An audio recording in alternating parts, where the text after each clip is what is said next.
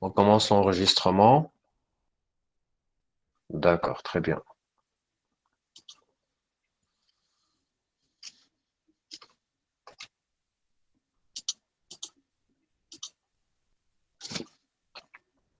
OK. Donc, je voudrais tout d'abord saisir l'occasion pour vous poser une question que vous allez me répondre par un message. Et notre responsable, Kenza, elle va enregistrer toutes vos réponses. D'accord?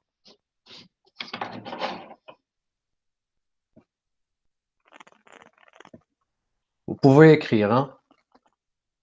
OK. Donc, OK. La question c'est, je vais l'écrire tout de suite, en fait, quelles sont vos attentes du club Santé Esprit pendant cette année? Sont vos attentes, vos attentes du club Santé Esprit pendant cette année?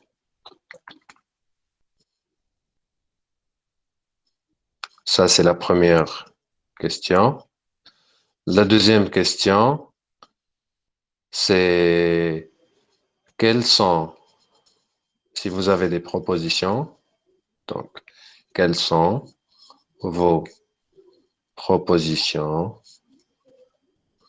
propositions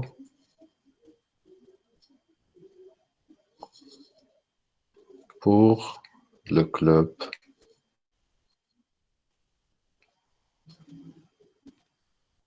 aussi pendant cette année?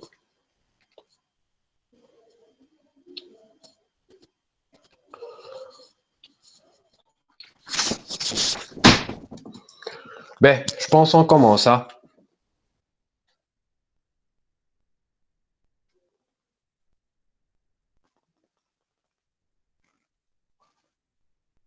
Cool. Ben, donc, je vais d'abord commencer par me présenter. Donc, je m'appelle Oussama Ben Fatrallah. Je suis le fondateur du Club Santé Esprit en 2016 et actuellement, je suis ingénieur en sécurité informatique et intelligence artificielle.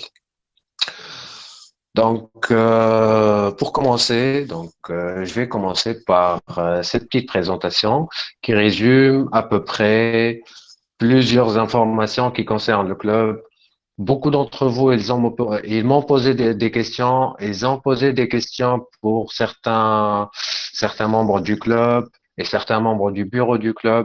Donc là, pour résumer cette situation, donc on a fait cette info session afin que qu'on puisse vous répondre à vos questions tout d'abord. Secondo, introduire le club Santé Esprit qui est actif donc depuis 2016 jusqu'à cette année 2020.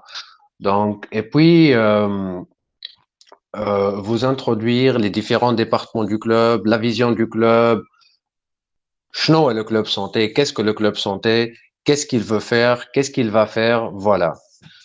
Donc, voilà, euh, je vais vous présenter tout d'abord le plan. Donc, tout d'abord, on va parler du club santé esprit, son historique, qu'est-ce qu'il fait, un club santé dans une école d'ingénieurs.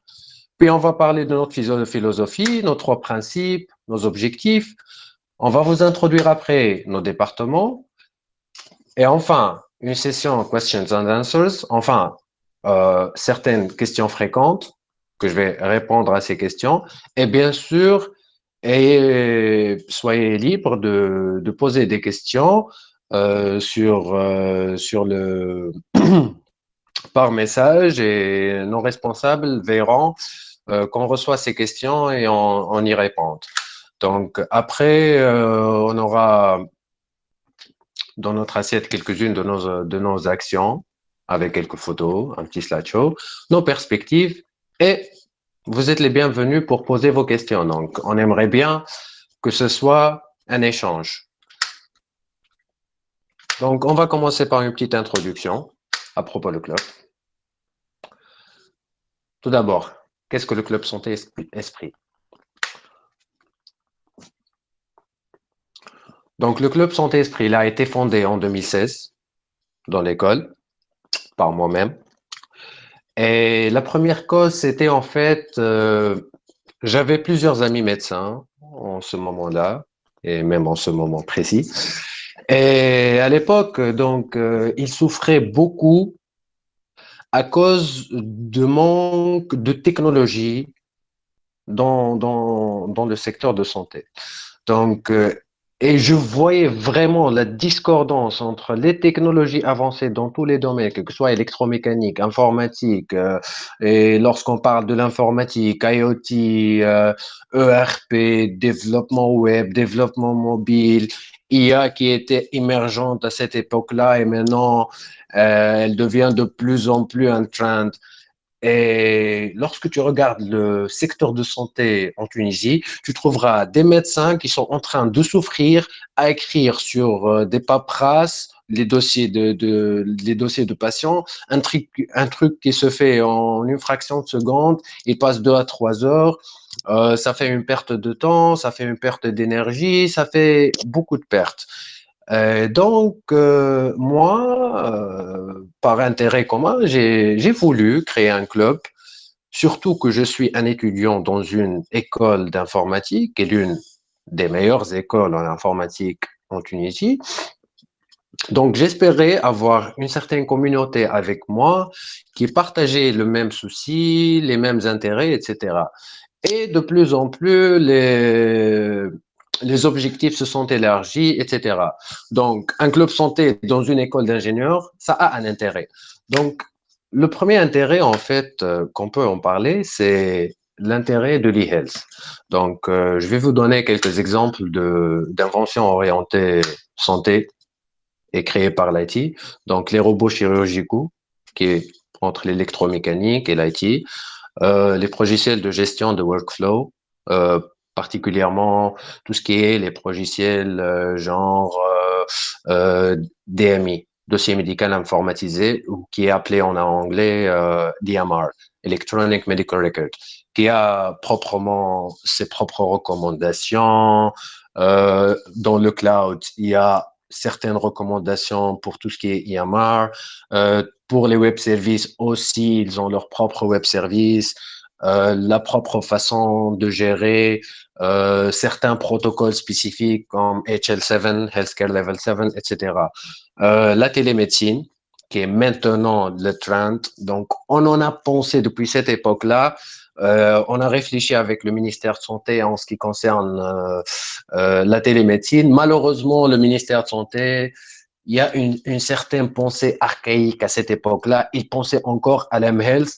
Honnêtement, je ne suis pas contre l'mHealth, qui est le mobile health, l'utilisation de services d'SMS, de téléphone, mais il y a certaines limitations techniques que si vous rejoindrez le club, on va en parler encore en détail.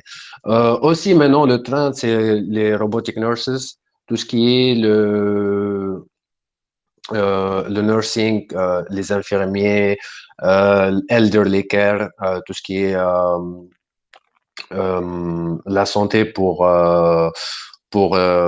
les vieux, etc.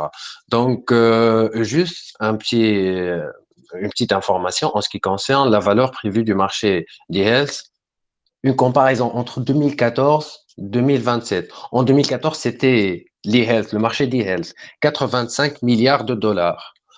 En 2027, il est estimé à être 310 milliards de dollars, sachant que depuis 2014 jusqu'à ce moment-là, en ce moment précis, le marché d'e-health, il est plus que 200 milliards de dollars. 2 fois, beaucoup plus que 2 fois, je pense 3 fois plus que 2014. Donc là, on parle d'un gros marché, d'un trend. L'e-health maintenant, en 2020, elle a sauté de la 10e à la 2e place dans les trains des technologies d'information. Donc là, c'est un peu, c'est quoi le club santé, c'est quoi nos intérêts, etc. Donc maintenant, je vais vous parler de notre philosophie. Je vais commencer par nos 3 principes. Le premier principe, sur lequel se base notre philosophie. C'est encourager les individus à être activement responsables sur leur santé mentale et physique. Lorsqu'on dit activement responsable, c'est-à-dire via des sensibilisations, des actions, des formations, etc. Donc, lorsqu'on dit des formations, même sur le côté mental ou bien physique, on parle par exemple de formation de gestion de stress, de formation de secourisme, qu'on a fait déjà plein. Je vais en parler dans la prochaine section d'ailleurs. Après, le deuxième principe, c'est de participer avec son savoir-faire à l'amélioration du secteur de santé nationale, chose dont j'ai parlé dans le premier slide, et chose qui a été l'une de nos motivations pour l'ouverture de ce club et commencer l'activité de ce club. Et surtout, c'était en fait l'origine de notre slogan, qui est la santé autrement. C'est pas juste on a essayé de d'imiter Esprit, mais plutôt la santé autrement, c'est dans le vrai sens. C'est-à-dire un club santé, généralement, il est limité à la sensibilisation. Fais attention à toi-même, voilà. Là, dans notre club, on passe à l'action. Et vous allez voir après que notre club, c'est pas un petit club, c'est un grand club et en plusieurs départements, etc. Donc, la troisième chose, c'est en fait encourager l'entrepreneuriat dans le secteur de santé. Donc, soyez clair que lorsque je dis l'encouragement de l'entrepreneuriat dans le secteur de santé, et j'ai pas juste précisé e-health ou autre, parce qu'en fait, l'entrepreneuriat dans le secteur de santé, cela inclut les ingénieurs génie civil. Ils peuvent faire de l'entrepreneuriat. Et d'ailleurs, en cette année, la création de services amovibles via des conteneurs, la création d'hôpitaux, des petits hôpitaux, etc.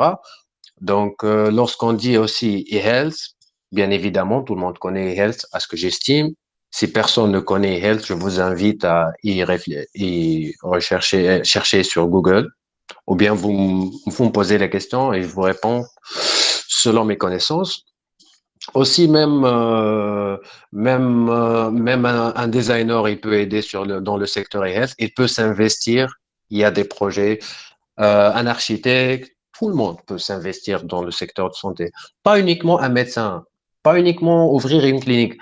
L'entrepreneuriat dans le secteur de santé ne se limite pas dans ouverture de clinique ou bien de cabinet médical. Donc, il y a plusieurs volets d'entrepreneuriat dans la santé.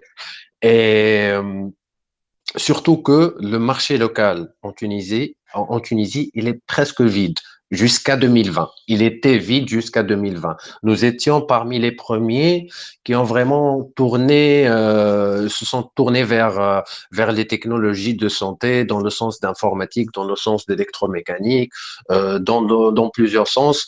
Et là, on est en train de réfléchir à élargir le club santé, élargir ses principes vers d'autres écoles, comme par exemple l'École nationale d'ingénieurs, ENIT, MSB, INISO, voilà.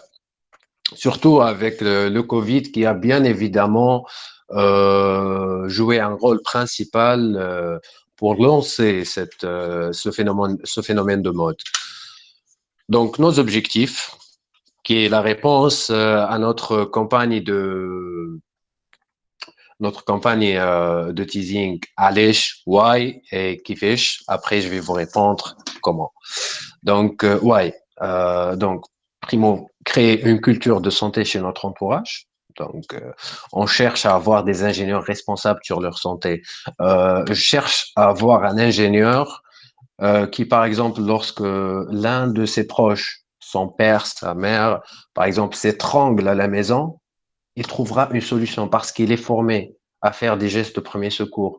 Lorsqu'il se trouve devant un accident, il sait la conduite à tenir parce que il sait bien comment s'orienter devant une certaine catastrophe de santé. Là, c'est quelque chose de très important. Ça peut sauver des vies. Et lorsque je dis ça peut sauver des vies, oui. Et troisième chose, c'est de limiter les conflits entre médecins et extra-médecine. Parce qu'en fait, les médecins, dans un cabinet privé ou bien dans l'hôpital, il n'a pas assez de temps juste pour t'expliquer tout. Donc là, avoir une certaine culture de santé, avoir une certaine culture en ce qui concerne certaines maladies, certains trucs, avoir un certain niveau d'esprit, là, c'est quelque chose de très important. Deuxième chose, élargir le self-esteem chez les étudiants en les impliquant dans de grandes causes. Lorsque l'étudiant, et on a essayé déjà auparavant plusieurs projets avec de grands partenaires, il y a certains du club présents dans cette réunion qui peut-être pourraient vous parler de ça. En fait, chez l'étudiant, il a toujours cette attitude de je suis petit, je suis minuscule, je ne sais pas beaucoup faire beaucoup de choses. Il a une certaine peur du milieu professionnel. Il n'est pas habitué à parler correctement devant certaines sommités. Donc là, lorsque l'étudiant il va se trouver devant des situations où il va parler avec des professeurs en médecine ou avec certaines personnes du milieu professionnel, aussi jouer sur de grandes causes qui vont faire un certain impact sur la société, un certain impact sur la Tunisie, sur notre patrie, bien évidemment. Donc là, ça va lui donner un certain self-esteem. Il va savoir qui est-il réellement, de quoi est-il capable. Donc après, améliorer et investir les talents des étudiants pour créer de nouvelles valeurs, value creation. Donc là, un étudiant, par exemple, il est talentueux, il sait bien faire du design, il sait bien, par exemple, quelqu'un qui est un bon développeur. Donc là, il est un bon développeur. Là, on lui donne l'espace pour investir ce talent. Je m'excuse, je pense mon téléphone il va se décharger. Donc, c'est bon. Oui, très bien. OK. Donc, voilà. Donc, l'étudiant, aujourd'hui, celui qui a un talent, là, on peut l'orienter pour être dans sa bonne position, investir ses talents dans une vraie cause, dans un vrai projet qui va voir vraiment la lumière et qu'il verra, qui va fanfarer. Demain, je sais que la plupart d'entre vous, ils cherchent à améliorer son CV. Là, demain, ton projet dont tu as créé ou bien dont tu as participé à la création. Donc, ce projet-là, lorsqu'il va voir la lumière, tu peux le mettre dans le CV et le recruteur, il va le voir directement. Finalement, donc, réaliser des projets pour pouvoir faire un changement à l'échelle locale, nationale et internationale. Et je pense que ce point, il est assez clair. Je passe maintenant à la présentation de nos différents départements. Donc, how. Maintenant, c'est Kifesh. How. Le club santé, donc, il est composé principalement de 6 grands départements, ayant chacun des sous-comités. Donc, le premier département, c'est le département santé, et le deuxième département, c'est le département psy. Euh, donc, I merge them both together parce que, en fait, c'est presque la même description. Donc, l'application du premier principe du club, qui est encourager les individus à être activement responsables sur leur santé physique et mentale, mais on va les appliquer sur terrain. Comment? Via des actions, via des sensibilisations, via aussi des formations. Et lorsqu'on dit des formations, comme je vous ai dit déjà, donc en psy, on a certaines formations pour la gestion de stress, pour la leadership, pour plusieurs choses. Des sensibilisations sur la santé mentale, sur la santé physique. Récemment, on a déjà fait un petit événement pour l'Octobre Rose, comme on le fait chaque année. Généralement, chaque année, on fait l'événement d'Octobre Rose pour, par exemple, généralement, on fait des dépistages, mais cette année, malheureusement, vu la situation du Covid, donc on a voulu faire des ateliers d'autodépistage. Euh, le deuxième département, c'est le département Event Management. L'organisation, son rôle principal, c'est l'organisation de grands événements du club. Donc, c'est l'équipe logistique du club. Donc, soit ils vont participer à l'organisation des événements de différents comités, des différents départements plutôt, ou bien il y a certains grands événements où on créera certains comités sous event manager et event management et qui s'occuperont de la gestion et l'organisation de ces grands événements. Et il y a certains événements qui prennent des mois pour l'organisation et pour la préparation. Le département communication et marketing. Là, voilà, je vous invite principalement à inviter vos amis designers, inviter vos amis qui sont des infographistes, ceux qui ont des connaissances en digital marketing, ceux qui ont certaines connaissances en marketing, à rejoindre notre club. Pourquoi? Parce qu'en fait, sous le département communication et marketing, on a le département media and design et le département marketing. Malheureusement, dans notre club, ce département, il n'a pas vraiment joué un très bon rôle pendant les 2, 3 années précédentes. Et c'est pour ça que plusieurs d'entre vous ne connaissent pas assez le club santé, malgré qu'on avait beaucoup d'activités chaque année. Donc, chaque année, on fait plusieurs activités, au moins 2 à 3 formations de premiers secours. Euh, Bon, le minimum, c'est une formation de premier secours. Aussi, on a fait la bibliothèque humaine. On a fait aussi, on a participé à plusieurs compétitions. On a fait des campagnes de sensibilisation, campagnes de dépistage sida, dépistage cancer du sein. On a créé un projet de drone pour le transfert du sang de la banque du sang vers les hôpitaux et qu'on a été finaliste avec dans une compétition d'e-health. Pendant le Covid, on a joué un rôle très important dans la comité Yes We Breathe. C'était un comité plutôt, je m'excuse, national qui a rassemblé l'école INI, TINISO, des écoles de partout du pays. Donc, malgré tout ça, plusieurs d'entre vous ne connaissent même pas le club santé. Donc là, on a besoin vraiment de personnes qui savent jouer sur le côté media and design et aussi le côté marketing et notamment le digital marketing.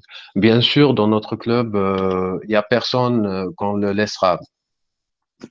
Euh, Lorsqu'on veut s'investir dans vos skills, donc principalement, on va vous aider à les améliorer. Donc, on va vous proposer des formations au fur et à mesure du besoin.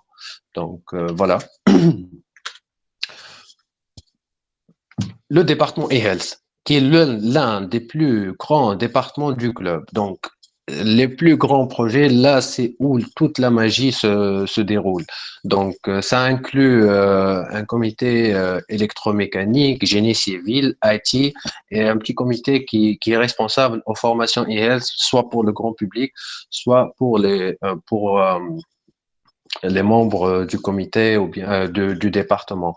Euh, Honnêtement, je peux pas vous dévoiler tous nos secrets, donc vous devez nous rejoindre afin que vous sachiez qu'est-ce qu'on fait réellement.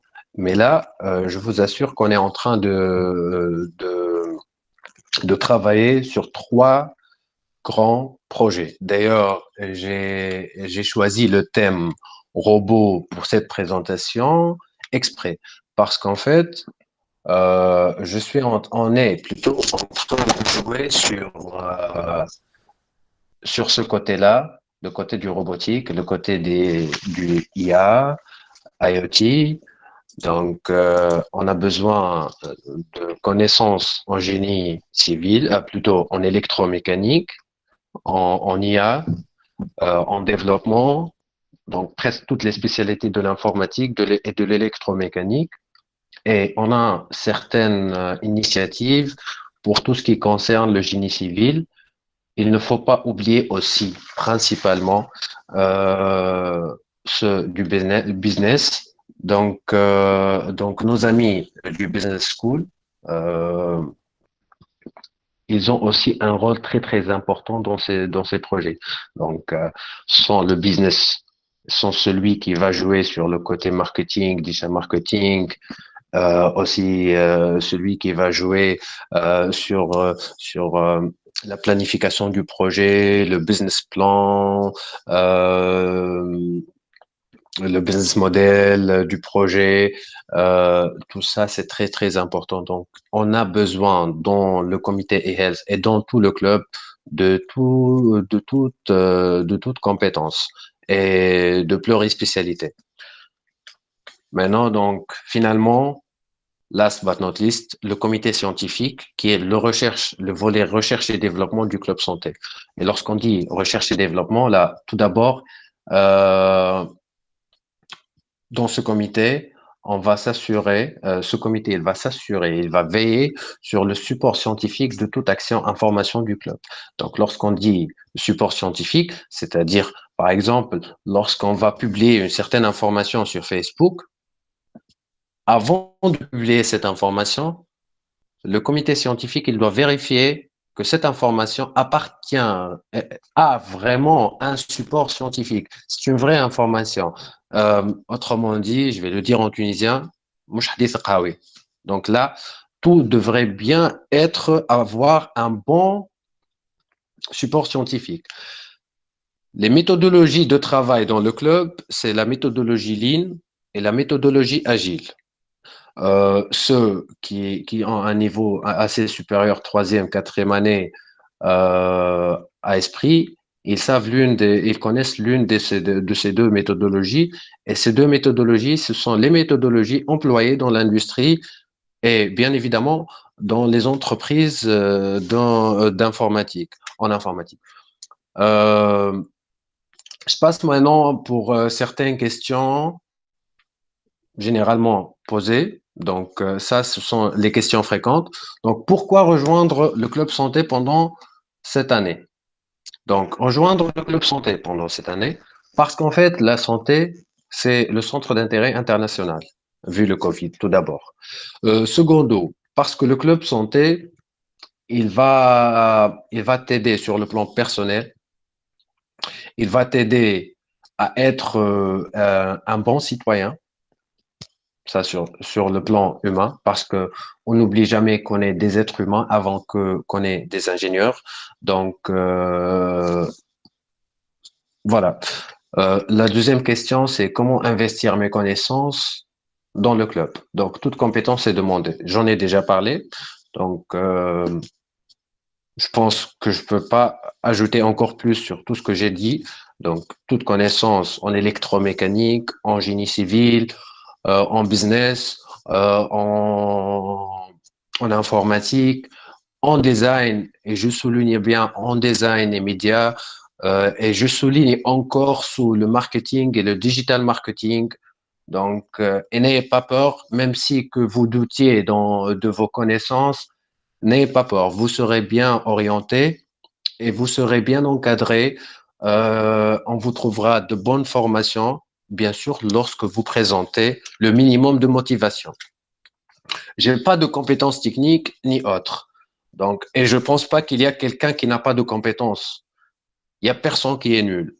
Tout le monde a une certaine compétence, mais peut-être qu'il ne sait pas bien mettre en valeur sa compétence. Donc, même le fait que tu es quelqu'un d'amusant, qui sait pousser des blagues, qui sait faire rire, là, c'est une compétence. Et c'est une compétence très cherchée. Pas tout le monde peut avoir cette compétence. Donc, tout d'abord, ce qu'on cherche de vous, c'est votre motivation. C'est la clé de votre adhérence à notre club. Donc, voilà. Si tu n'as pas de compétences, ou bien tu es par exemple un étudiant en première année et, et tu penses que tu peux pas vraiment aider le club, ou bien non, non, tu peux. Tu peux aider le club et bah, je vous dis que les étudiants en première année et en deuxième année, ils sont le futur du club. Donc, ils seront les prochains bureaux exécutifs, ils seront les prochains responsables, ils seront les prochains présidents du club, donc secrétaire général, etc. Donc, j'invite nos étudiants en première année à nous rejoindre, bien sûr. Quand est-ce que le recrutement il va commencer? Donc, il commence maintenant déjà. Donc, après ce meeting, ce meet, on va vous envoyer le formulaire d'inscription dans le club et vous trouverez plusieurs informations. Donc, pour répondre à certaines ambiguïtés dans le formulaire de recrutement, tout d'abord, on a trois types de profils. Donc, un membre simple, on cherche certains membres simples pour nous rejoindre, ou bien skilled person, donc quelqu'un qui a une certaine compétence et qui veut l'investir. Donc, on cherche ces compétences-là pour certains de nos départements, comme le département communication et marketing, pour le design et pour l'e-health, des compétences en génie civil, en programmation, toute compétence est la bienvenue. Voilà, si vous avez des questions, bien sûr, n'hésitez pas à poser vos questions et on va vous répondre, bien sûr. Donc, l'activité du club pendant le confinement, donc, nos activités sont principalement en ligne et les projets sont intéressants. Encore, je m'excuse, je peux pas vraiment dévoiler tous nos secrets. Finalement, donc, avant, plutôt finalement, quelques-unes de nos anciennes actions. Donc, là, c'est notre participation à Tunisia e-Health Challenge dont j'ai parlé tout à l'heure. Euh, on a participé avec ce projet de drone, c'était Beats en fait, qui s'appelait Beats. C'était tout un système en fait. C'était pas uniquement un drone, tout un système web mobile interconnecté, automatisé pour le transfert du son de la banque du son, la coupole vers les différents hôpitaux. Donc c'était vraiment un projet très intéressant. Malheureusement, nous n'avions pas assez d'argent. Malheureusement, c'est pour ça que je demande maintenant à ceux qui sont du business et à nous rejoindre principalement parce que uniquement avoir des compétences techniques ou avoir de très bonnes idées, c'est pas assez pour qu'on puisse réussir un bon projet. Malgré que ce projet, il était un très bon projet et on nous a vraiment incité à le finir. Malheureusement, après une année, ça a été fait en US et voilà, la Tunisie aurait été la première à faire ce truc, après le Rwanda, bien sûr. Là, c'était une formation de gestion de stress avec Monsieur Khaled Fayed. C'était, je pense, en 2017, 2018. Là, c'était l'année dernière, pendant la sensibilisation à l'Octobre Rose. Ça, c'est l'événement NAANT. Donc, moi et toi, c'était un événement qui, sous le département psy, qui parlait de différentes relations, la relation avec soi-même, la relation avec la société, la relation avec la famille et les relations amoureuses, et bien évidemment le sujet de la sexualité. Donc, on en a parlé. Donc là, c'était l'équipe de 2018 aussi. Là, c'est notre première action. Nous voulions en ce moment-là créer un petit formulaire. Nous étions sous le préau. Nous avions une petite feuille sur laquelle on voulait écrire tous les noms des gens qui veulent faire une formation du premier secours avec nous. Malheureusement, en ce temps-là, personne n'est venu vers nous. Alors, on a réfléchi. Et on a proposé à un ami, Mohamed Amem, qui est d'ailleurs un animateur à Radio Shams FM maintenant, donc de jouer le rôle d'une victime. Donc il y avait un événement à la buvette, il y avait de la peinture, etc. Donc il y avait de l'alcool plutôt évaporé, voilà. Et on l'a invité à jouer le rôle d'une victime qui toussait et qui jouait le rôle d'une victime qui va s'étrangler. Donc, et il a bien joué le rôle et il a fait comme s'il allait s'évanouir et tout le monde le regardait. Personne n'a pu faire quelque chose parce que personne ne connaissait les gestes de premier secours. C'est là où est intervenu notre ami du Croissant Rouge pour faire les premiers gestes de secours. C'était là, c'est le geste, c'est la position en PLS, position latérale de sécurité, qui permet à une personne étranglée de pouvoir respirer. Et puis après ça, on a pu remplir presque 3 feuilles de gens intéressés de faire des formations de premier secours et voilà. Voilà, donc c'est tout pour nos actions. Là, c'est la dernière section. Donc, quelles sont nos perspectives? Donc, short-term perspective. Donc, l'intégration des nouveaux membres dans leur département, la préparation de l'équipe en termes de soft et hard skills, c'est-à-dire bien formé en termes de formation, l'implémentation des méthodes agiles et lean, et formation, bien sûr. On doit bien vous former sur les méthodes agiles et les management, parce que en fait, toute activité du club, tout projet du club, il est sous le cadre du GPAO. Donc, la gestion de production assistée par ordinateur. Midterm perspective, c'est commencer les différents événements du club. Et lorsqu'on dit midterm perspective, c'est pas très loin, hein. On parle peut-être d'un mois, même certains événements qui sont en attente maintenant, en attente de certains membres. Aussi finir et annoncer les grands projets du club au fur et à mesure. Donc là, on a plusieurs projets, surtout en partenariat avec le ministère de Santé, avec de grands acteurs, certains projets de recherche aussi. La plupart des projets tournent autour du thème Covid. Là, je peux pas divulguer encore plus. Long-term perspective, c'est rayonner à l'échelle locale, nationale et internationale.